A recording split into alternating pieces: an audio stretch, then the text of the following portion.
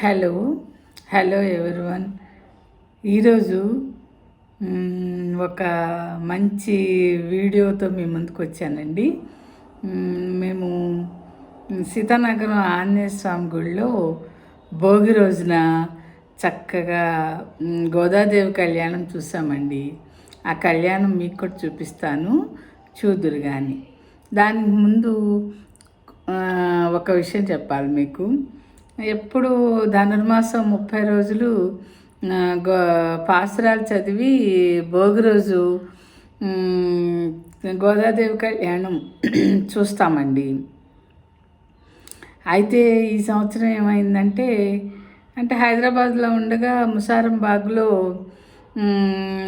ఆండాళ్ నిలయం ఉండేది, అక్కడికి వెళ్ళేవాళ్ళం అనమాట. ఇక్కడికి వచ్చిన తర్వాత మాత్రం మన టీటీడీ వాళ్ళది గుడి ఉంది కదా, దాంట్లోనే చక్కగా కళ్యాణం చేస్తున్నారు.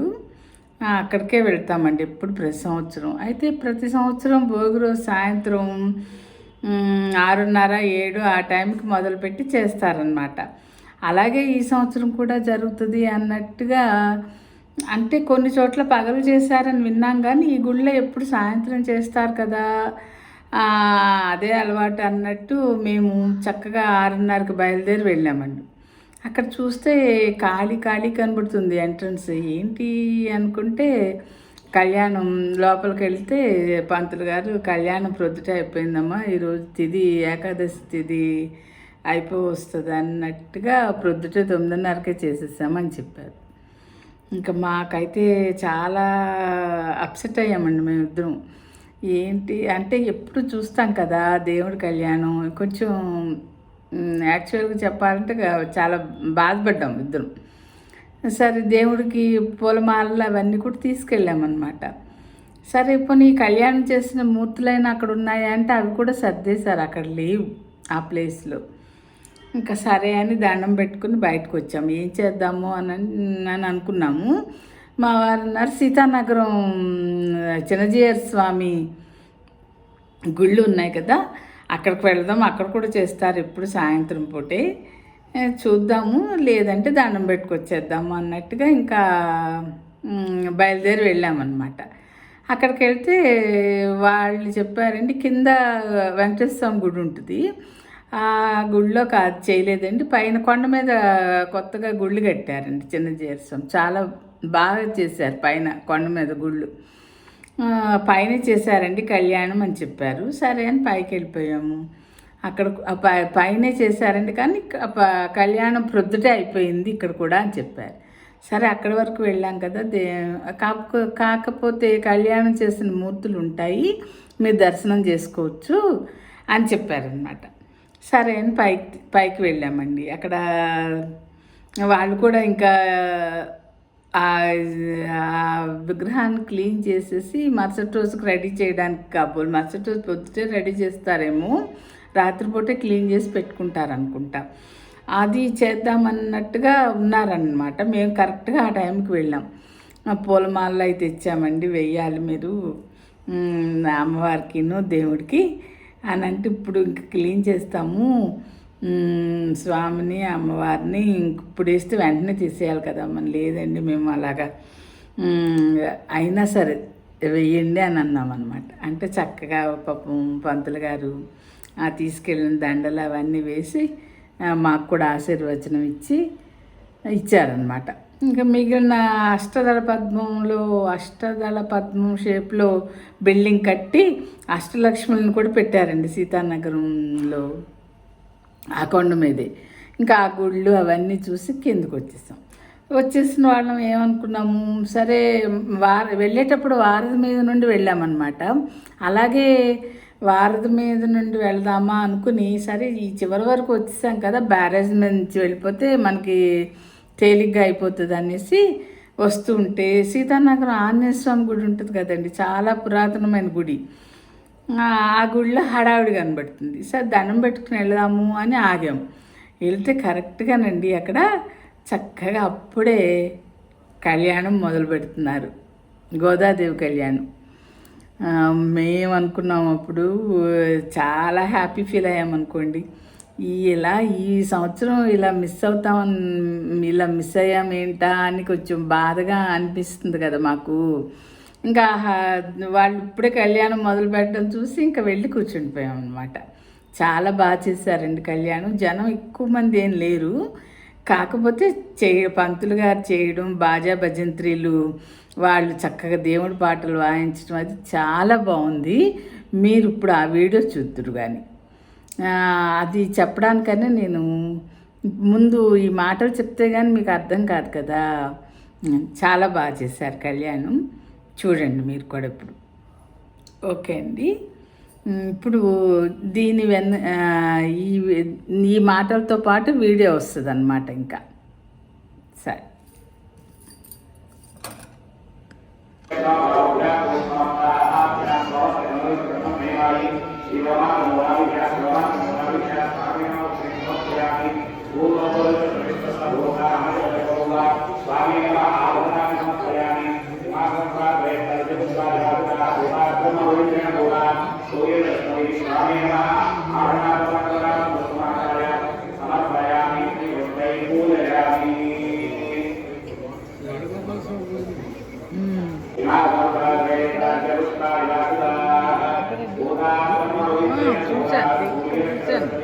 ఇంకా దగ్గరలో వేరేదా ఏంటా అని.